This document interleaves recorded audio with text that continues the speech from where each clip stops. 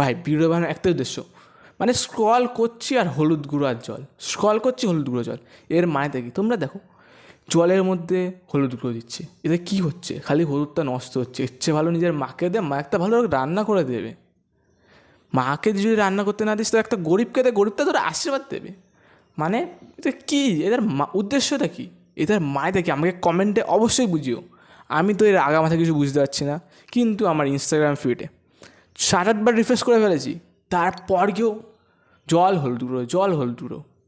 মানে এর মানেটা কি? মানে আমার নিজেকে নিজে আতঙ্কবাদী মনে হচ্ছে যে আমার আশেপাশের লোকেরা এত এই নিয়ে ভিডিও বানিয়ে দিয়েছে, আমি কি করলাম?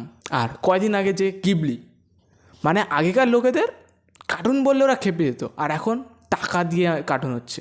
ঠিক আছে, গিবলি দাদাও মেনে নেওয়া যায়, কিন্তু এই জলের মধ্যে হলুদ গুঁড়ো, তার মানেটা কি? মানেটা কি? আমার মতে তো হলুদ নষ্ট হচ্ছে। তোমাদের কি মত? কমেন্টে অবশ্যই জানিও।